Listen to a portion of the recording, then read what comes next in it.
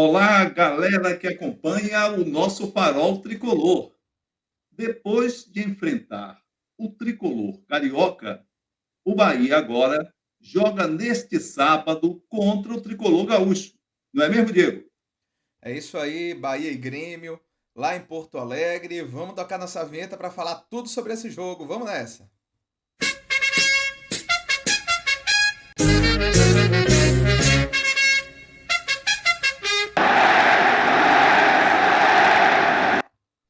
Pois é, mais uma rodada do Campeonato Brasileiro da Série A e a gente aqui com o nosso pré-jogo de Bahia e Grêmio, 32ª rodada, campeonato chegando ao fim e o Bahia segue ali precisando pontuar bem para se livrar do fantasma que ainda nos assola, que é o dali do Z4.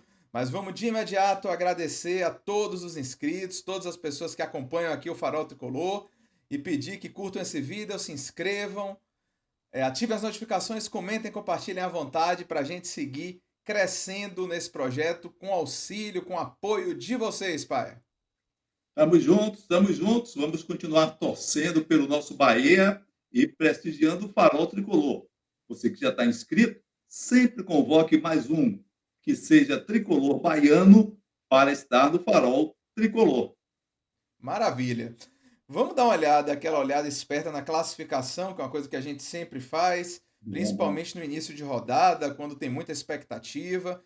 A gente vê lá uma confusão na primeira página da tabela aí, com o Botafogo daquele jeito, perdendo jogos em casa contra Cuiabá e Palmeiras numa virada inacreditável, polêmica de arbitragem, um jogo assim inesquecível para os botafoguenses para o mal, para os palmeirenses e para todo mundo mais que assistiu, certamente para o bem, porque foi um jogo muito peculiar, né? Com pênalti perdido, Botafogo com o jogador expulso, polemicamente decisão do VAR, e depois tem um pênalti a seu favor, Tiquinho Soares bate, o Everton defende, enfim, uma confusão daquelas, Hendrick mostrando a que veio mesmo, né? Que pode ser esse jogador decisivo que tanta gente espera. E o Palmeiras vira para cima do Botafogo no Engenhão. Por ali não é moleza, não tem mais moleza não, porque o Bragantino ganhou também, né? O Grêmio ganhou também, o Atlético Mineiro ganhou também. Então, Botafogo tá olhando ali no retrovisor o pessoal chegando, e ele que não faça a parte dele, que nessa região aí da tabela não é moleza, pai. Pois é, e a turma que costuma colocar apelido não chamou esse jogo de jogo maluco. Agora, quando é o jogo do Bahia ou de outro, não foi jogo maluco, não. Foi um jogo sensacional. Foi mesmo. Mas, acima de tudo, um jogo de superação. Eu já vou antecipar uma coisinha, já que foi falar de arbitragem. O cartão vermelho dado ao jogador do Botafogo, um absurdo, sem a menor condição. E o pênalti marcado a favor do Botafogo não existiu também. Imaginem quem vai apitar Grêmio e Bahia, o próprio Braulio da Silva Machado, que já tinha sido suspenso recentemente, esteve envolvido em toda essa confusão de Botafogo 4, Palmeiras 5, estará amanhã em Grêmio e Bahia. Seus assistentes, Kleber Lúcio Gil, também de Santa Catarina, o Braulio é FIFA Santa Catarina, e Henrique Ribeiro. Agora o detalhe, o VAR Pablo Ramon Gonçalves Pinheiro, que é FIFA do Rio Grande do Norte. Como o Brasil é um país pequeno, do Rio Grande do Norte para o Rio Grande do Sul, pois é, ali juntinho. Então, nesse tempo de fartura, nada como economizar dinheiro saindo do Rio Grande do Norte. O árbitro do VAR deve ser uma sumidade. Tomara que sim. Pois é, o Grêmio a gente aproveitou já, pincelou aí, o adversário do Bahia, vem de 3 triunfos seguidos, vinha muito mal no campeonato, mas aquela virada contra o Flamengo parece ter dado uma injeção de ânimo importante para a equipe gaúcha, né? O Grêmio ali com 16 triunfos, 5 empates, 10 derrotas, 6 gols de saldo e ali na quarta posição, brigando por vaga direta na Libertadores e, por que não, se todo mundo ali continuar tropeçando, até consegue ver ali um título como não Quem sabe, impossível. quem sabe, quem sabe. Mas a gente, com fé em Espero que Deus, ele perca amanhã. vai dar uma baixa nisso amanhã, nessas Espero que possibilidades. ele perca amanhã. Vamos olhar agora a região ali do Bahia da tabela, a segunda Diz página, aí. com uma rodada que não foi tão boa para o Bahia, mas teve um consolo, que foi a derrota do Goiás, né? Para exatamente para o Red Bull Bragantino. Bragantino, mas ali muitos adversários diretos ganharam suas partidas, então o Bahia não criou aquela distância que poderia ter criado após o triunfo importante do meio de semana contra o Fluminense. E a gente vê ali o Bahia com 31 partidas, 37 pontos, 10 triunfos, 7 empates, 14 derrotas, saldo de -4. Dificilmente, muito dificilmente, mesmo que o Bahia perca, o Bahia será ultrapassado nessa rodada, já que existe uma diferença de 6 gols de saldo contra o Vasco da Gama, que igualaria totalmente a campanha do Bahia em caso de vencer e do Bahia perder, mas teria que tirar essa diferença de 6 gols de saldo. Tomara que a gente não precise pensar no saldo, que a gente não perca e que eles não ganhem, pai.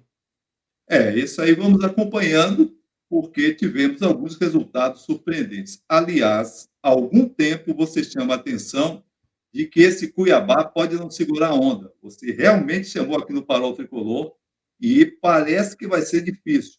É um time ajustado, é um time assim, assim, mas parece que na hora do vamos ver, vai boiar. Só, como diziam os antigos, vai boiar. Meu pai dizia muito isso.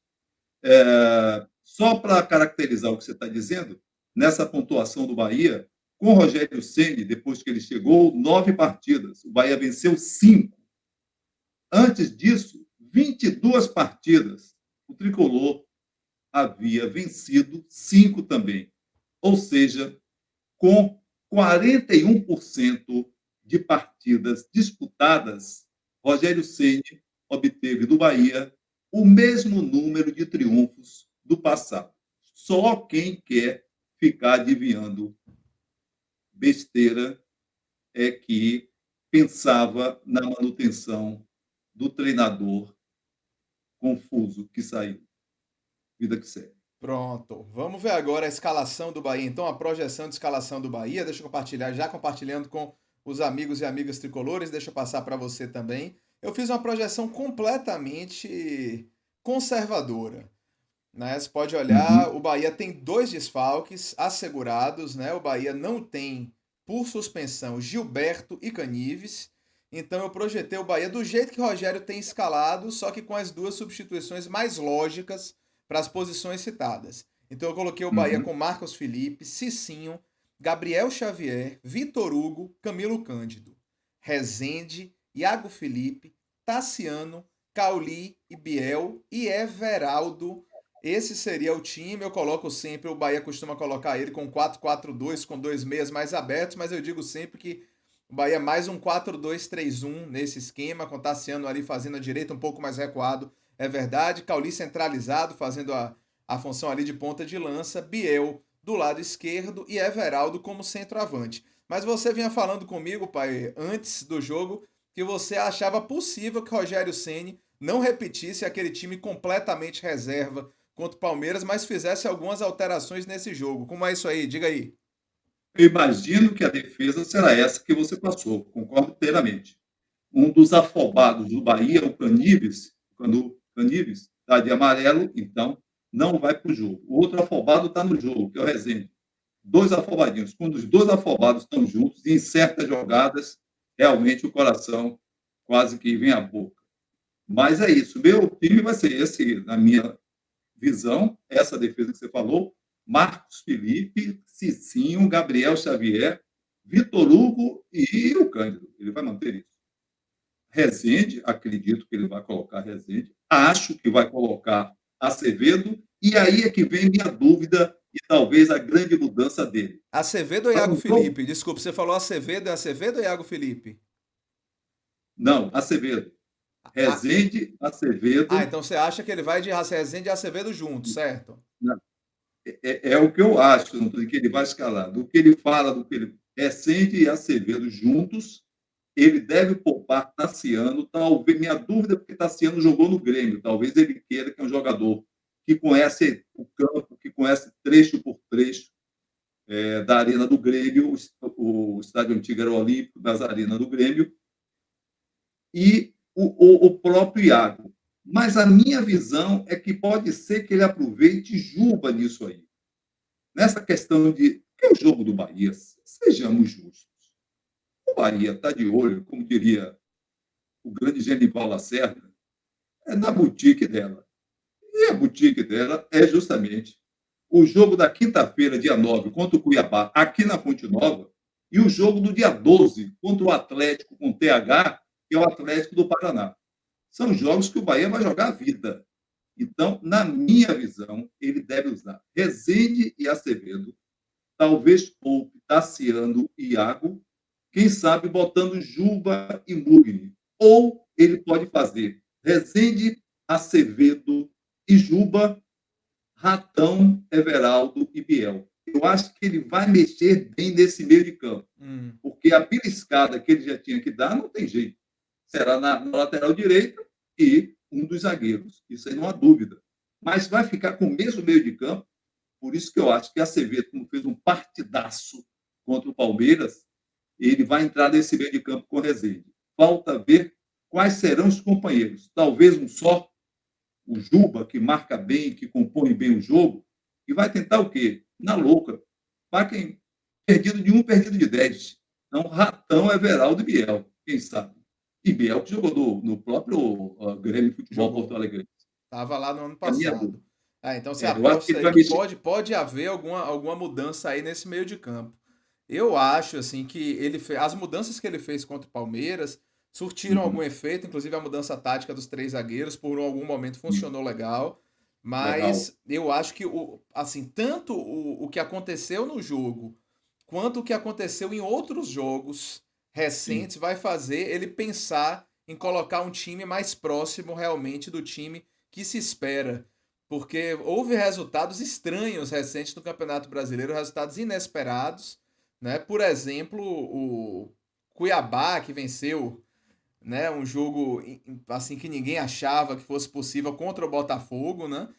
E Uhum. muitos outros resultados que essas equipes de baixo da tabela, né, os próprios Santos ganhou do Flamengo na rodada passada.